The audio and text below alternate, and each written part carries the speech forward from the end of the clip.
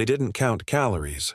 They didn't follow keto, and they certainly didn't obsess over gym memberships. Yet people in the 1960s stayed slim, and it wasn't by accident. From forgotten food habits to built-in movement, these simple lifestyle choices kept waistlines trim without even trying. Welcome to our journey back in time, where we uncover the top 10 diet secrets from the 1960s that made staying skinny feel effortless. You may be surprised how different life was, because it wasn't about willpower, it was about routine. Secret number 1. They rarely ate out. Here it is, the most powerful diet secret of the 1960s. They almost never ate out. Seriously. Restaurant meals were reserved for special occasions, birthdays, anniversaries, maybe once a month. Not a twice-a-week routine. Not a nightly fallback when cooking felt inconvenient. In 1960, Americans spent only about 25% of their food budget on dining out. Today, it's closer to 50%, and the cultural shift is massive. Back then, eating out meant getting dressed up. The whole family wore nicer clothes. Reservations were often made. You sat down at a table with a tablecloth. A server took your order and brought food on real plates, with real silverware. The meal was an event, not an errand. It took an hour or more, and the cost made you think twice before doing it again. Fast food did exist, barely. McDonald's had just 228 locations in 1960. Compare that to over 14,000 today in the U.S. alone. Grabbing fast food wasn't a habit. It was a treat, maybe after a school recital or during a road trip. No one considered it a solution for busy weeknights. The idea of eating fast food multiple times a week would have seemed absurd. Not just unhealthy, but lazy. And when families did eat out, the food was different. Restaurant kitchens cooked more like home cooks. Meals were made from scratch, not reheated from frozen. Ingredients were familiar, whole, recognizable. Yes, restaurant food was richer than home cooking, but it wasn't industrial. It wasn't engineered for hyperpalatable addiction. It wasn't packed with hidden calories, sodium, and sugar. Because people rarely ate out, they had full control over their food. They chose the ingredients. They controlled portions. They timed their meals. They cooked with care, and that made them better cooks, which made restaurants feel less necessary, which reinforced the habit of eating at home. That feedback loop kept families healthy without ever counting calories. Even workplace lunches were different. People packed their food in lunch boxes, sandwiches wrapped in wax paper, fruit, maybe a thermos of soup. Buying lunch? That was rare and impractical. There simply weren't enough restaurants nearby. Even coffee breaks were simple. Just coffee. No 600-calorie lattes. No muffins the size of your face. No candy bars or company-sponsored snack spreads. Work was for working. Eating was for mealtimes. This pattern made a difference. Because restaurant meals are always heavier, saltier, and more caloric than what you make at home. They have to be, because they're trying to wow your taste buds and keep you coming back. But in the 1960s, that indulgence happened once in a while, not multiple times a week. So when they did eat out, it felt special, and their bodies could handle the occasional richness. Because the other 29 days of the month, they were eating home-cooked, fresh, simple food, every single day. Secret number 2. Physical work was normal. In the 1960s, people didn't work out, they didn't count reps, they didn't own yoga mats or gym memberships. But they moved, a lot. Not because they were trying to lose weight, but because daily life demanded it. Men came home physically tired from jobs in factories, construction, and agriculture. Office work existed, but even that involved more walking, lifting, and moving than today. And women? They weren't sitting either. They were running homes, which in the 1960s was a full-body workout. Let's break it down. Monday was wash day, sorting clothes, washing by hand or with early clunky machines, carrying wet laundry, hanging it outside, taking it down, folding it, putting it away. And remember, there were no wrinkle-free fabrics. Ironing was an everyday task. Cleaning was real work. Kneeling to scrub floors, stretching to dust shelves, pushing heavy vacuums. No cordless tools, no lightweight appliances. Even cooking was physical. Whipping cream by hand, grinding meat, rolling dough, mixing everything manually. These everyday chores added up to serious energy burn. In fact, studies estimate that a 1960s housewife burned up to 1,000 more calories per day than her modern counterpart, just doing housework. That's the equivalent of running 10 miles without ever setting foot on a treadmill. And kids? They weren't glued to screens. After school meant playing outside until dinner, riding bikes, climbing trees, playing tag.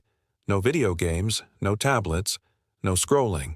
JFK even introduced the Presidential Physical Fitness Test, not to make kids active, but to measure how active they already were. Fitness wasn't an activity. It was the default state. Leisure time was active, too. Families played badminton, went on picnics, joined bowling leagues, danced, worked in the yard, maintained gardens. Even the suburbs didn't slow people down. Houses needed maintenance. Lawns had to be mowed by hand. Driveways needed shoveling. Fences needed painting. Weekends were for fixing, repairing, and building, not binge-watching. Shopping required effort. Grocery carts were smaller and heavier. No bulk buying. You carried bags to and from the car without help. You tried on clothes in-store, no easy returns. That meant walking between floors, racks, and dressing rooms. Even office work burned more calories. You didn't email, you walked to someone's desk. You didn't print, you walked to the copier. You didn't have every tool at your fingertips, you fetched them one by one. And the best part? It didn't feel like exercise, because it wasn't. It was just life, and that's why it worked. Calories were burned consistently, not in a 45-minute burst followed by 8 hours of sitting. Modern science now confirms this is the ideal form of activity. It's called low-intensity, high-frequency movement, and it boosts metabolism, supports weight loss, and improves longevity. But back then, it had no name. It was just normal, no shame, no guilt, no burn-it-off mentality. You moved because you had things to do. That simple difference is what made their activity sustainable. And it's why, even without gym routines or fitness apps, people in the 1960s stayed naturally lean. Secret number 3, fresh food. Was the only option step into a 1960s grocery store, and you'll instantly notice something strange, by today's standards. What's missing? No freezer aisles packed with microwavable meals. No shelves filled with pre-cut fruit and vacuum-sealed veggies. No endless rows of packaged, processed, shelf-stable foods. What you'd see instead was real food. Whole produce, fresh meat, simple staples. In the 1960s, food didn't come with long ingredient lists. It came with dirt still on it. Carrots had their greens attached. Lettuce came as full heads, not shredded in plastic bags. Apples were seasonal. Tomatoes were local. If it wasn't growing nearby that time of year, you simply couldn't get it, and that wasn't considered a limitation. It was normal. You ate strawberries in June, apples in the fall, root vegetables in the winter. You shopped for what was fresh, not what you were craving at midnight. Because food spoiled quickly. If you didn't use it, you lost it. Milk came in glass bottles and needed to be used in days. Bread grew stale in less than a week. Meat had to be cooked quickly or frozen. That meant families went shopping multiple times a week, not once a month. You bought only what you needed, and you used it. Butchers cut your meat to order. You asked for 2 pounds of ground beef, and they wrapped it in white paper. That meat likely came from a nearby farm, and it was leaner, tastier, and less tampered with than today's industrial versions. Dairy was simple and real. Butter was butter. Cheese was cheddar or Swiss, not cheese product. Yogurt, when available, was plain, tart and not a dessert. There were no additives, no mysterious preservatives, no neon colors or fake flavors. Just food. Actual food. And here's why that mattered so much. Fresh food was more filling. It had fiber, natural nutrients, and texture. You couldn't eat 6 slices of whole-grain bread. Your body told you to stop. Vegetables packed vitamins because they hadn't spent weeks in warehouses. Real potatoes, with skins and fiber, kept you full for hours, and you couldn't mindlessly overeat. You didn't have 5 bags of chips sitting in the pantry. You didn't have a gallon of ice cream on standby. If you wanted to eat, you had to prepare something. That alone created a natural barrier to impulsive eating. Even indulgence was limited by availability. You couldn't binge on frozen pizza if you didn't have one. You couldn't snack on instant noodles if you never bought them. You ate what you had, and what you had was fresh. This kind of food didn't just nourish the body. It taught people how to cook, how to improvise, how to turn what's available into dinner. That's a lost skill in today's world of infinite options. And ironically, that simplicity created more food security, not less. People weren't dependent on brands. They weren't helpless without packaged goods. They could walk into any store, buy a few basics, and make a meal. Fresh food anchored their diet. It satisfied hunger. It limited overeating. And it connected people to the seasons, the land, and the act of real eating. And secret number 4. They ate on a schedule. In the 1960s, mealtimes weren't flexible. They were fixed. Breakfast at 7, lunch at noon, dinner at 6. These weren't loose suggestions. They were as reliable as sunrise. And this predictable rhythm played a powerful role in maintaining healthy weight. People ate real meals at regular times every single day. No skipping breakfast, no eating lunch while answering emails, no midnight snacks. The day started with a proper breakfast. Dad read the newspaper while eating eggs and toast. Mom ate at the table with the kids who had cereal or oatmeal. No one rushed out the door with just coffee in hand. Skipping breakfast? It just wasn't done. Lunch was just as structured. At home, at work, or at school, everyone stopped to eat. Factory whistles blew. School bells rang. Executives took actual lunch breaks. No multitasking, no working lunches. You ate and then got back to work. Then came dinner at 6 p.m. A sacred time, as we've discussed. But what's crucial is what happened between these meals. Nothing. The kitchen was closed. There were no snacks in desk drawers. No vending machines at school. No snack cabinets at home. If you were hungry at 4 p.m., you waited. Your body learned the rhythm. And over time, your hunger aligned with it. This did something remarkable to the human body. It trained the metabolism. The digestive system operated efficiently because it had time to rest and reset between meals. Insulin sensitivity remained high. Blood sugar stayed stable. There's even a biological system in your gut called the migrating motor complex, essentially the digestive system as cleanup crew. It only activates when you're not eating. And in the 1960s, people gave it plenty of time to do its job. This natural spacing between meals mimicked what we now call intermittent fasting, but no one had to try to do it. It just happened as a result of structure and discipline. There was also less decision fatigue. You didn't spend mental energy wondering when or what to eat. There wasn't constant temptation around every corner. Meals had clear beginnings and endings. You weren't grazing all day. You weren't eating out of boredom or anxiety. You ate because it was time, and you were hungry. And when it wasn't time to eat, you didn't. Even social eating followed this rhythm. Coffee breaks at 10 a.m. and 3 p.m. Just coffee, maybe a small cookie. Not 500-calorie lattes with pastries the size of your head. Church potlucks, birthday dinners, family cookouts, scheduled events. Not spontaneous snack fests. There was no such thing as food on demand. You didn't have access to everything, all the time, and that structure changed hunger itself. People didn't eat from emotion. They ate from actual hunger, which made food more enjoyable and easier to control. There's another surprising benefit: better sleep. Dinner at 6 meant digestion was mostly finished by bedtime.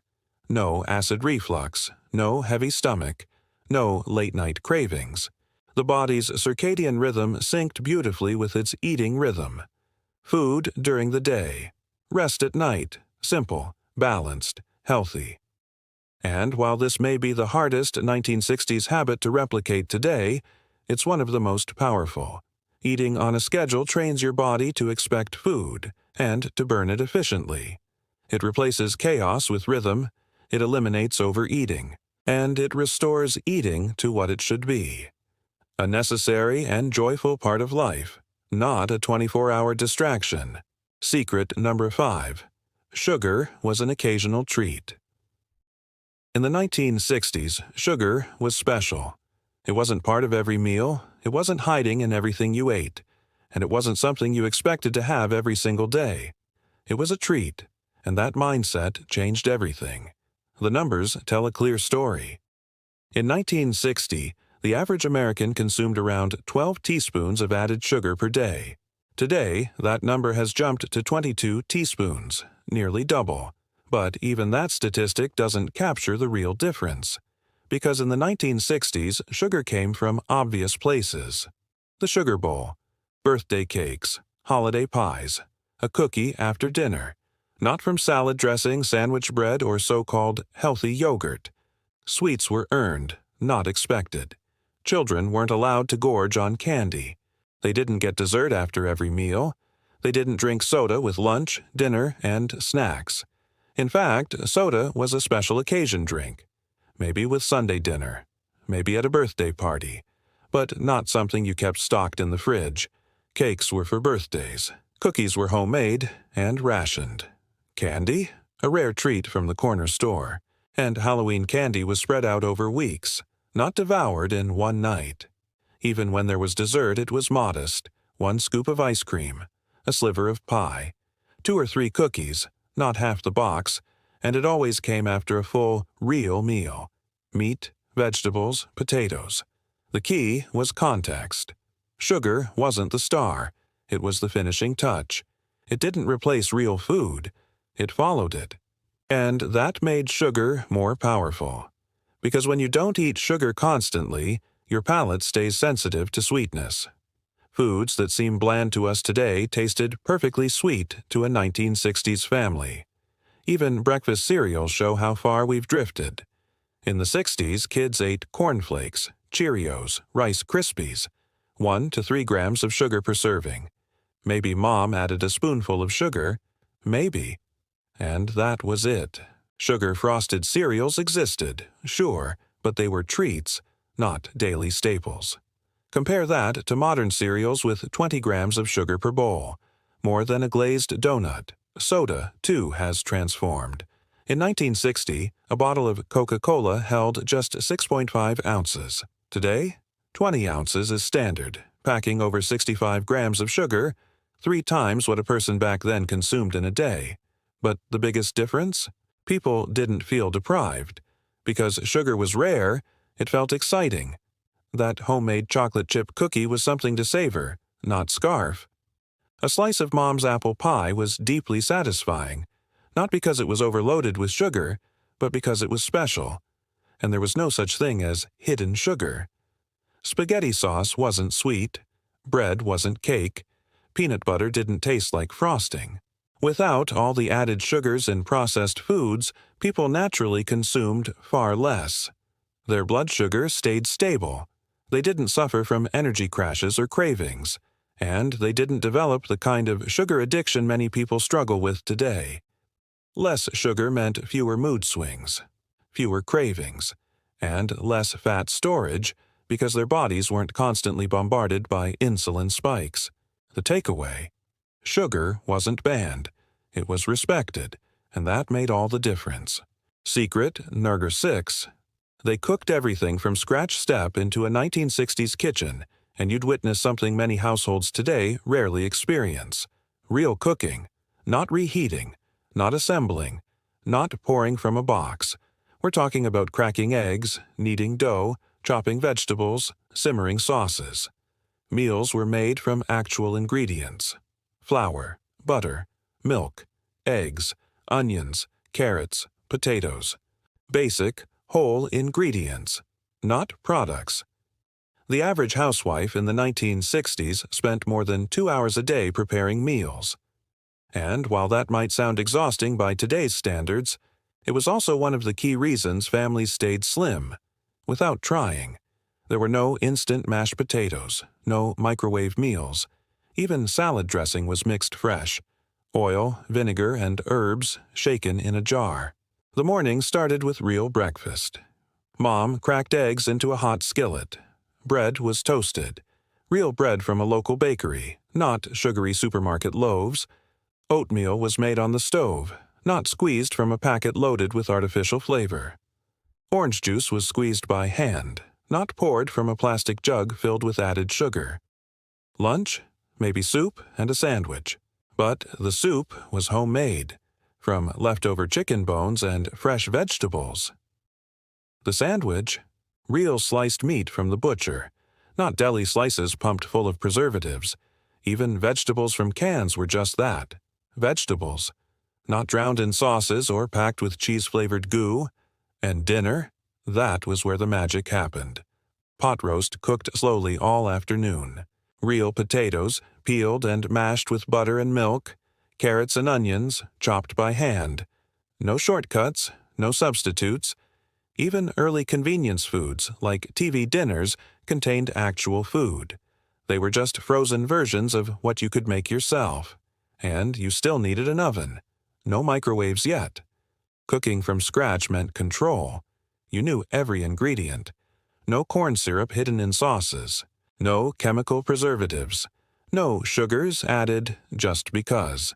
You controlled the flavor, the salt, the fat, and you didn't crave more, because your food actually tasted good. Tomatoes tasted like tomatoes. Chicken tasted like chicken. No overpowering sauces needed. This effort also meant you valued the food more. When Mom spent an hour making dinner, everyone showed up. You didn't waste it. You didn't demand something else. You ate what was served. And desserts, also homemade.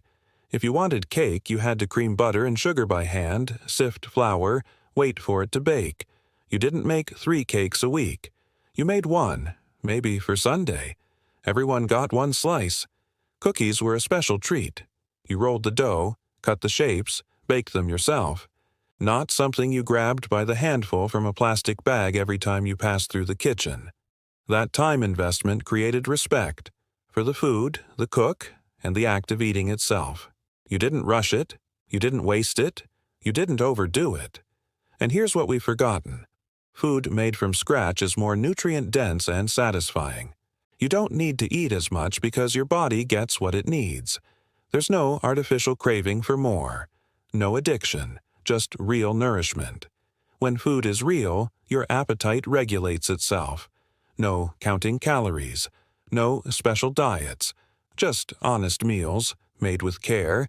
And in the 1960s, that was just everyday life. Secret number 7. Family dinners were sacred. At exactly 6 p.m., across countless American households in the 1960s, something remarkable happened. Dinner time. No phones at the table, no grabbing food on the go, no eating in bedrooms or cars. Everyone sat down, together. Dad was home from work. Mom had spent the afternoon preparing the meal. The kids knew better than to make other plans.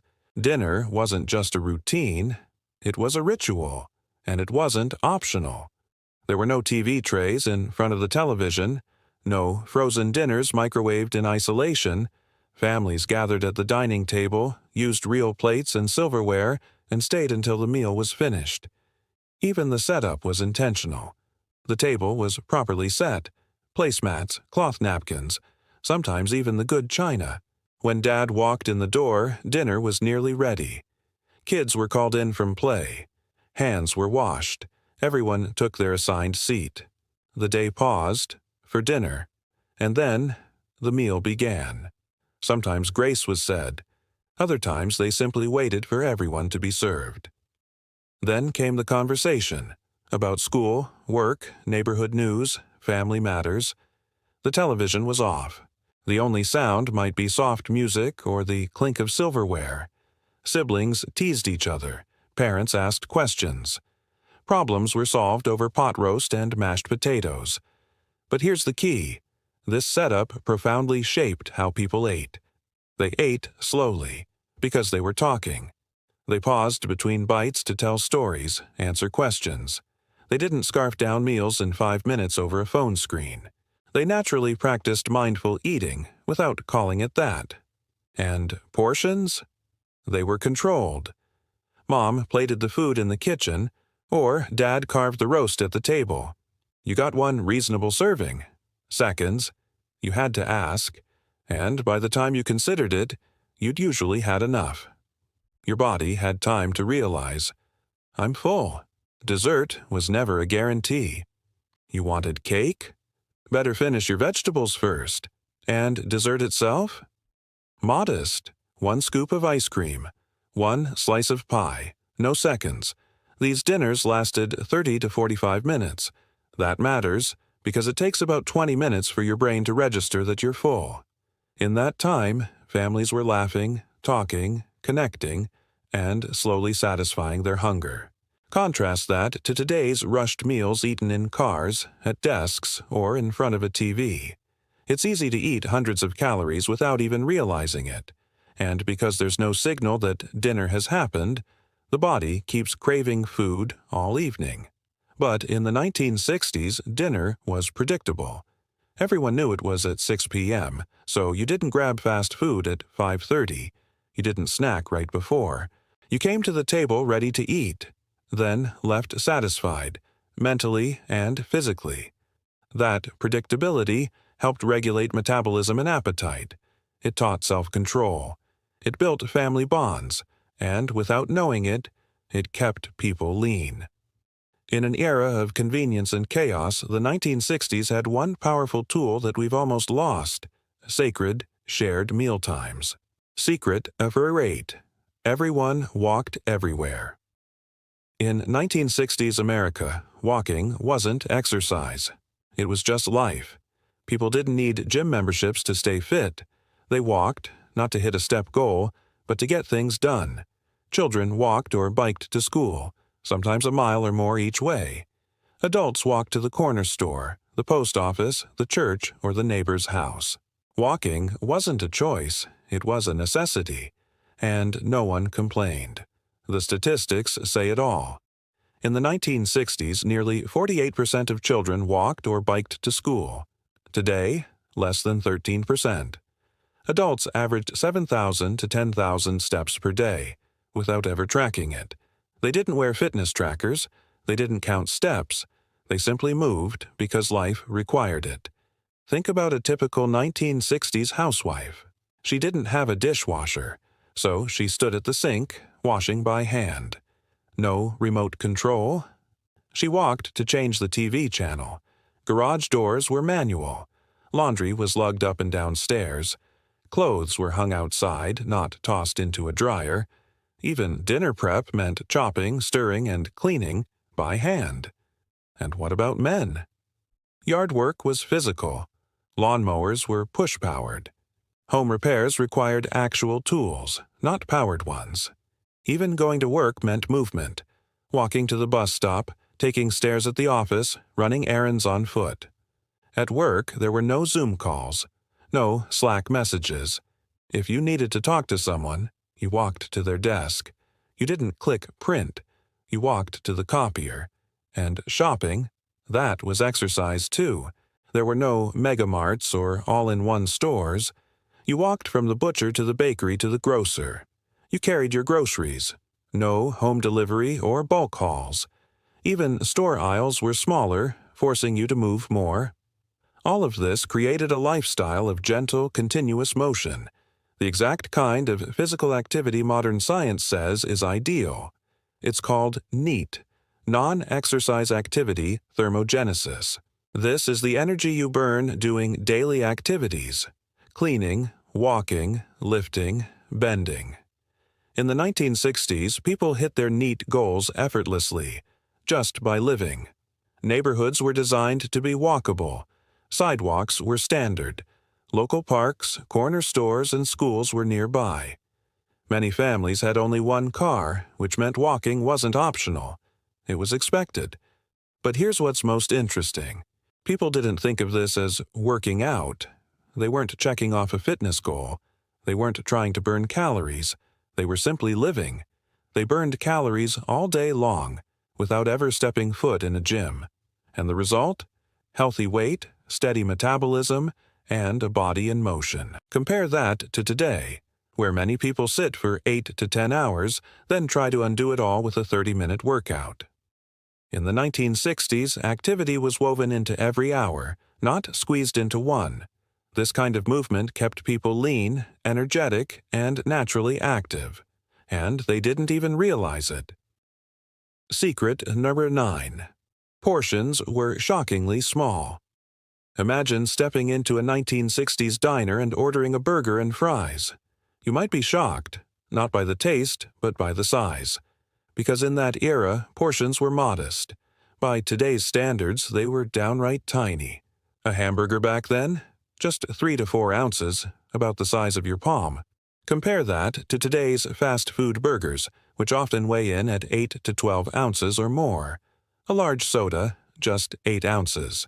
Today, a small soda starts at 16 ounces, and a large often exceeds 32. French fries came in one size, what we'd now call small. But that was enough. And this wasn't limited to restaurants. Home-cooked meals followed the same logic. Look at dinnerware from the 1960s and you'll notice something subtle but powerful. Smaller plates. A typical dinner plate was just 9 inches in diameter. Today's standard? At least 12 inches, sometimes more. That small change in plate size had a big impact. Smaller plates made modest portions look full. People ate less but didn't feel like they were being shortchanged, because their brains registered a full plate. Let's look at some specific examples. A bagel in the 1960s was about 140 calories and 3 inches across. Today's bagels? Often double the size and triple the calories, 350 or more. Muffins were once the size of a baseball. Now, softball-sized sugar bombs, even beverages tell the story. A bottle of Coca-Cola? 6.5 ounces. Today's standard, 20 ounces, 3 times the volume and far more sugar. And perhaps no place reveals this shift more dramatically than the movie theater. In the 1960s, a large popcorn was about 5 cups and around 270 calories. Today's version? 20 cups, over 200 calories. And back then? That large popcorn was shared by 2 or even 3 people. And here's the kicker. People felt satisfied. They didn't leave restaurants hungry. They weren't looking for more food an hour later. Why? Because portions were appropriate. They were just enough. And people respected that. The phrase, "clean your plate," was common. But the plates weren't IT overloaded in the first place.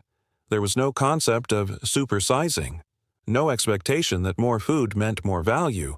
And that matters. Modern research has confirmed what the 1960s already knew instinctively. The more food you're served, the more you eat, whether you're hungry or not. This is known as the portion size effect. In the 1960s, people were protected from this simply because the portions were normal. They ate until they were satisfied, not stuffed. Even packaged foods followed this trend. A standard bag of chips, just 1 ounce. Ice cream came in pints, not tubs. Candy bars, half the size of today's versions. Dessert was meant to be shared. A pint of ice cream might serve an entire family. Today, many eat one by themselves, in a single sitting. Back then, value meant quality, not quantity. Restaurants competed to serve tastier food, not more food. That shift in priorities was reflected in people's waistlines. Smaller portions meant better health, and no one felt like they were missing out. Secret number 10. They never snacked between meals. In the 1960s, the idea of snacking between meals was almost unthinkable. Children weren't allowed to rummage through the pantry whenever they wanted. Adults didn't keep drawers full of candy bars or energy snacks. The concept of grazing throughout the day simply didn't exist, and more importantly, there weren't even snacks available in most homes. If you grew up in the 1960s, you likely remember a strict household rule: no eating between meals, period. Your mom would say it would spoil your appetite, and she meant it. The kitchen was closed outside meal times. There were no chips on the counter, no candy bowls on the coffee table, no protein bars in backpacks or purses. The only exception: a rare, controlled after-school treat, maybe a couple of homemade cookies and a glass of milk. But even that was portioned out carefully by Mom. This wasn't about willpower. It wasn't self-control. It was simply how life was. Even grocery stores reflected this reality. Snack foods barely existed. There were no entire aisles dedicated to them like today. Doritos had just hit the shelves in 1966. Pringles didn't arrive until 1968. And even then, these were considered rare treats, not daily staples. But here's what's truly fascinating. People didn't feel deprived. They weren't constantly hungry or fighting cravings like many do today. Why? Because their meals were substantial and satisfying. A typical 1960s breakfast wasn't a sugary bar or shake. It was real food: eggs, bacon, toast with butter, whole milk. These foods gave the body lasting fuel. Compare that to today's grab-and-go breakfast bar, which leaves you hungry again in an hour. Back then, the absence of snacking had real metabolic benefits. People's insulin levels stayed stable. There were no constant blood sugar crashes. Their bodies had time to fully digest meals and even tap into fat stores for energy between meals. In other words, their bodies were designed to burn fat, not snack food. But it goes deeper. Without constant eating, people actually enjoyed their meals more. They came to the table genuinely hungry. Food tasted better. They practiced what we now call mindful eating, without even knowing it. Meals were events, complete experiences to be savored, not just another checkpoint in an endless day of eating. And here's something else. Eating was social, predictable, rhythmic. They didn't eat because of boredom, anxiety, or out of habit. They ate because it was mealtime. So, no desk snacks, no vending machines, no random handfuls of trail mix between calls. And somehow, they stayed full. They didn't snack because they didn't need to. Today, we treat snacking as essential. In the 1960s, it was unnecessary. And that's one of the reasons they stayed effortlessly slim. So, there you have it, 10 forgotten diet secrets from the 1960s that kept people effortlessly slim. No calorie counting, no fad diets, just a different way of living. Maybe we can't turn back time, but we can bring some of those habits back. If you found this video helpful, make sure to like, share, and subscribe for more fascinating insights from history and how they still apply today. Until next time, stay curious and stay healthy.